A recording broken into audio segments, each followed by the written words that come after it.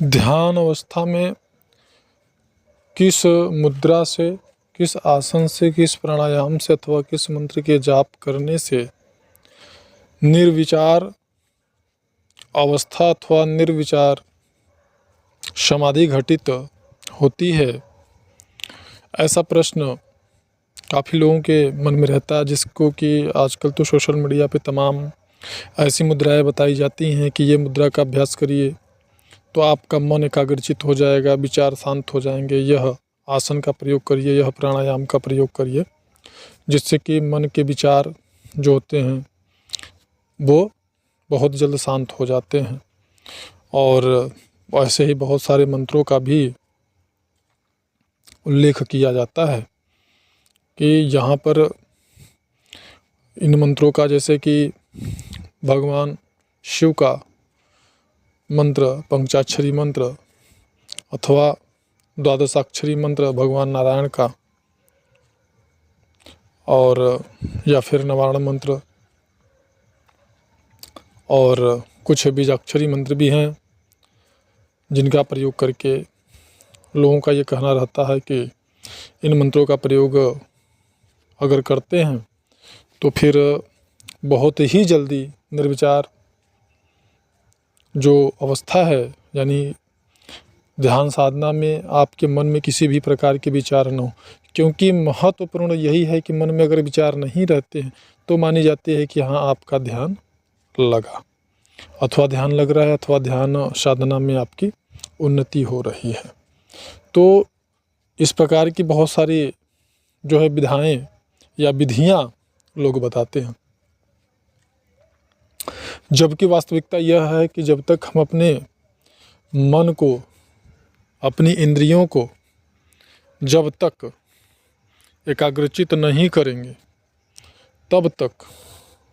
अंतर्मुखी जब तक नहीं करेंगे, बाहरी भोग पदार्थों से नहीं हटाएंगे, तब तक हमारे मन में जो विचार चलते हैं वो चलते रहेंगे। जैसा कि ध्यान में बैठने पे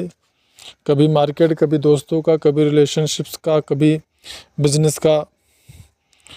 और कभी किसी के कही गई बात का, अपने किसी के साथ अच्छा अथवा बुरा किए गए विचार वह उत्पन्न होने लगते हैं। और धीरे धीरे इस प्रकार से इन जो ये विचार उठते हैं, यह विचारों का जो है सफाई होती रहती है। और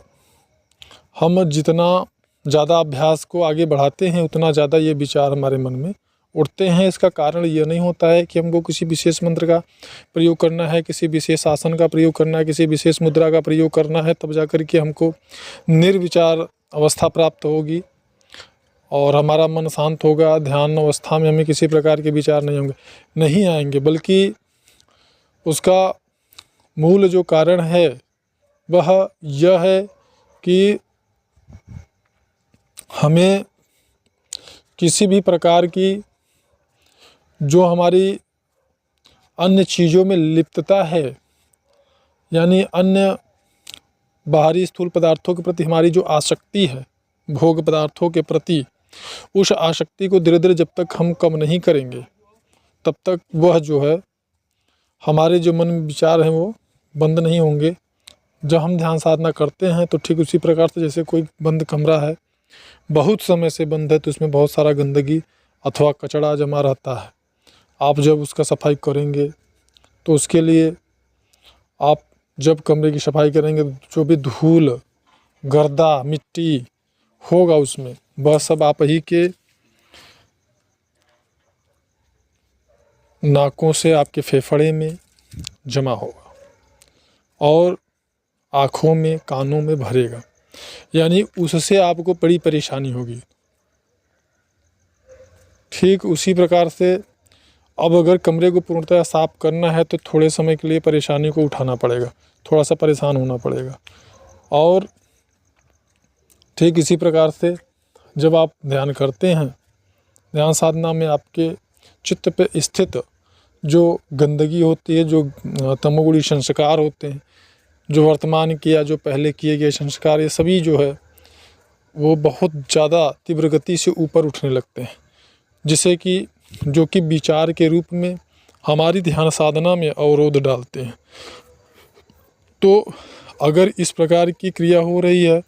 तो इसका ये मतलब बिल्कुल नहीं होता है कि आपका ध्यान नहीं लग रहा है, बल्कि इसका मतलब यह होता है कि आपका ध्यान लग रहा है, आपकी साधना अच्छी चल रही है, जिसके परिणाम स्वरूप यह कचरा, यह गंदगी साफ हो रहा है। तो ऐसी स्थिति में आपको प्रसन्नतापूर्वक साधना को